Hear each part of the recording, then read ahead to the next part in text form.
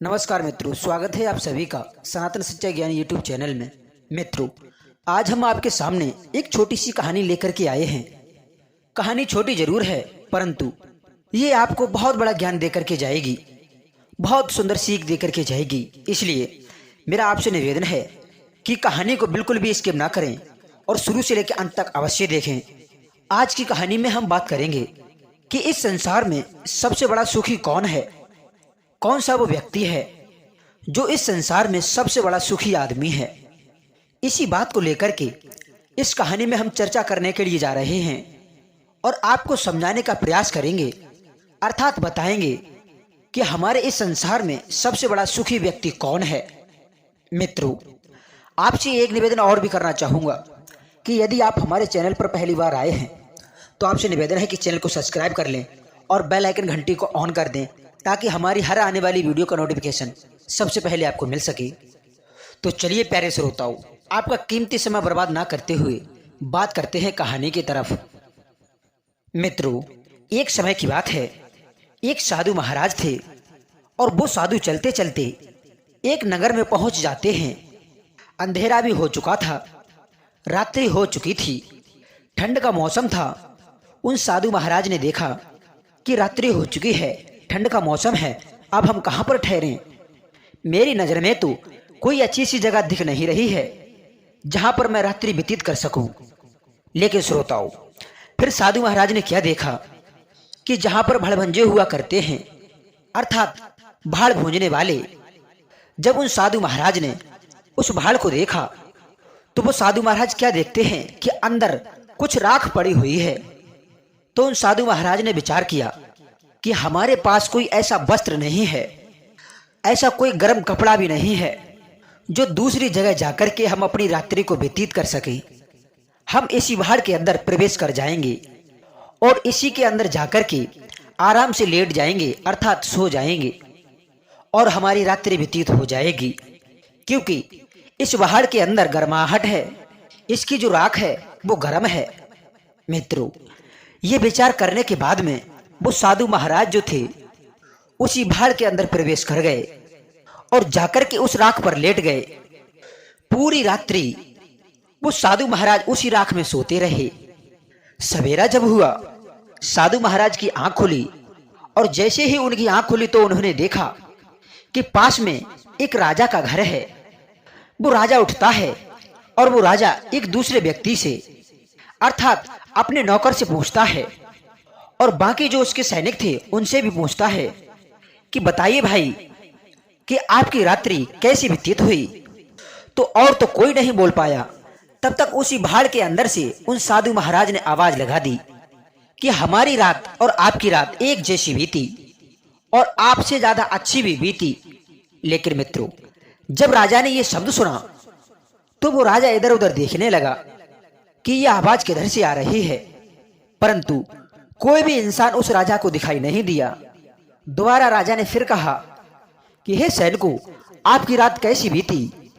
तब तक साधु ने अंदर से फिर जवाब दिया कि आपकी रात और हमारी रात एक जैसी बीती, परंतु आपसे अच्छी बीती। मित्रों, यह बात सुनकर के वो राजा फिर से आश्चर्य में पड़ गया और सोचने लगा कि यह आवाज कहाँ से आ रही है। उसके बाद में उस राजा ने अपने सैनिकों से, अर्थात राजपुरुषों से कहा कि जाइए और इस बात का पता लगाइए कि आवाज कौन दे रहा है। श्रोताओं, राजपुरुष जो थे आवाज को तलाश करने के लिए, अर्थात उस व्यक्ति को ढूंढने के लिए चल देते हैं। इधर उधर देख रहे हैं, परंतु कहीं पर वो आवाज और आवाज देने वाला नजर नहीं आ रहा है। लेकिन उनको वो आवाज देने वाला दिखाई नहीं दे रहा है, केवल उनको उसकी आवाज सुनाई दे रही है। जब वो सभी सैनिक भाड़ के पास में जब पहुंचे तो एक राजपुरुष ने देखा कि एक महात्मा जी उसी भाड़ के अंदर उसकी राख में बैठे हुए हैं। उसने कहा कि आप बाहर निकलिए, आपको राजा साहब ने बुलाया है, लगता है कि आप ही इसके अंदर से आवाज दे रहे हो। तब साधु महाराज बोले कि अरे भाई, हमने कौन सा अपराध किया है जो आपके राजा ने हमारे लिए बुलाया है। तब उस राजपुरुष ने कहा कि नहीं महात्मा जी, आपने कोई भी अपराध नहीं किया है, हमारे राजा साहब ने आपको इसलिए बुलाया है कि वो आपसे कुछ बात करना चाहते हैं, आपसे कुछ बातें पूछना चाहते हैं। मित्रों, वो महात्मा जी जो थे वो उसी पुरुष के साथ में चल देते हैं। उनके शरीर पर जगह जगह पर राख लगी हुई थी और कहीं तो उनके शरीर पर कालिक भी लगी हुई थी। उसी वेशभूषा में वो साधु महाराज उस राजपुरुष के साथ में राजा के सामने पहुंच गए। राजा साहब के सामने ले जाकर के उस राजपुरुष ने उन महात्मा जी को खड़ा कर दिया।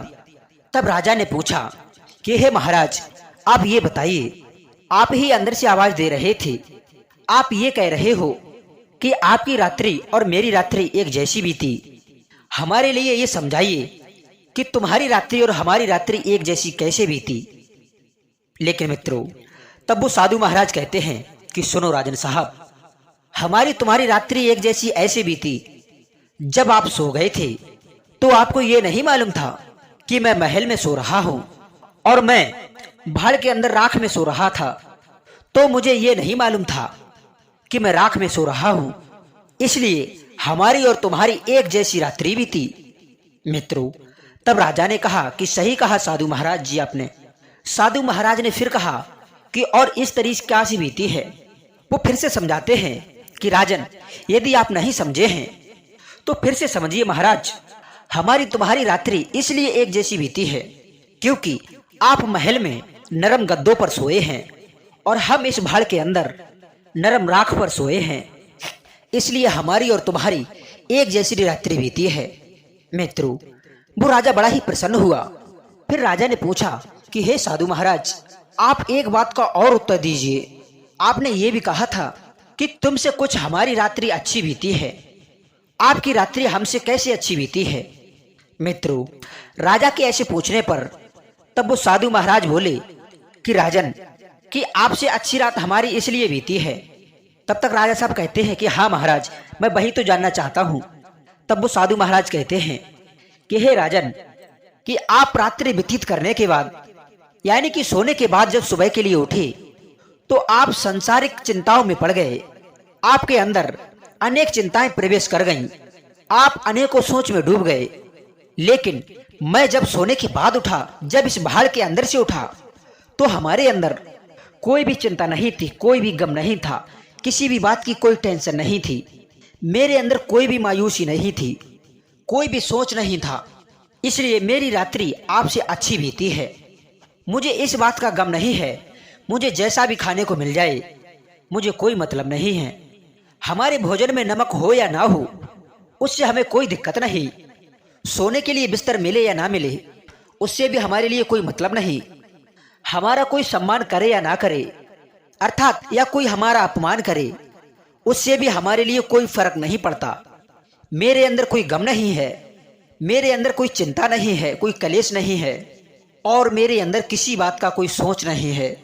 मैं निर्गम्य महात्मा हूँ, मुझे कोई गम नहीं है। और हे महाराज, आप इस राजपाट और सांसारिक मोह में आपके अंदर अनेकों चिंताएं उत्पन्न होती हैं और आप अनेकों चिंताओं को लिए घूम रहे हो। आपके अंदर अनेकों गम हैं, इसलिए हे महाराज, आपसे अच्छी रात हमारी व्यतीत हुई है। मित्रों, उन साधु महाराज के ऐसा कहने पर वो राजा बड़ा ही प्रसन्न होता है। उसके बाद में उन साधु महाराज के लिए वो राजा बहुत बहुत धन्यवाद देता है, उनको भोजन कराता है और बहुत सारी दक्षिणाएं भी देता है। और उसके बाद में उस राजा से आज्ञा लेने के बाद में वो साधु महाराज वहां से चले जाते हैं। तो मित्रों, ये थी हमारी छोटी सी कहानी। इस कहानी से आपको क्या सीख मिली? कहने का मतलब है कि यह कहानी आपको सिखाती है कि इस संसार में सबसे बड़ा सुखी कौन है। इस कहानी को सुनने के साथ साथ आपको समझ में आ गया होगा कि इस संसार में यदि कोई सुखी है तो वही इंसान सुखी है जिस इंसान के अंदर कोई गम नहीं है, कोई चिंता नहीं है, कोई कलेश नहीं है, उसके अंदर किसी बात का सोच नहीं है, उसके पास कोई समस्या नहीं है, वही सुखी है। मित्रों, जिस इंसान के पास में कोई गम नहीं होता, चिंताएं नहीं होती, समस्याएं नहीं होती, निर्गम्य इंसान जो होता है वही इस दुनिया में सबसे बड़ा सुखी होता है। क्योंकि मित्रों, जो महात्मा जी थे उन्हें भगवान के भजन के अलावा किसी बात से कोई मतलब नहीं था। मित्रों, हमारा कहने का मतलब यह है कि जो भी व्यक्ति अपने को भगवान को समर्पित कर देता है, भगवान की भक्ति में लीन हो जाता है, उस मनुष्य के लिए दुनियादारी की चिंताओं से, समस्याओं से कोई मतलब नहीं रहता। और जिसको कोई मतलब नहीं है वही इस दुनिया का सबसे बड़ा प्रसन्न और सुखी इंसान है, और वही इस संसार का सबसे बड़ा शहंशाह व्यक्ति होता है। ये कहानी आपको यही सिखा करके जाती है मित्रों, जो भी व्यक्ति है यदि वो भगवान की भक्ति में लीन है तब तो वो प्रसन्न है, चिंताओं से मुक्त है। और जितना धनी, पैसे वाला, गाड़ी घोड़ा बंगले वाला होगा उसको उतनी ही अधिक चिंताएं होंगी और वो उतना ही कलेशों से घिरा हुआ होगा, उसे रात्रि में सही से नींद भी नहीं आएगी। तो इस कहानी से हम ये सीख चुके हैं कि सबसे बड़ा सुखी इंसान कौन है। मित्रों, यदि आपको कहानी अच्छी लगी है तो अपनी राय कमेंट बॉक्स के माध्यम से हमारे लिए अवश्य देना, और यदि चैनल को सब्सक्राइब नहीं किया है तो चैनल को सब्सक्राइब कर लेना। हम मिलते हैं आपको नेक्स्ट वीडियो में एक नई कहानी के साथ में, एक नई चर्चा के साथ। तब तक सभी श्रोताओं को बहुत बहुत धन्यवाद जी, नमस्कार।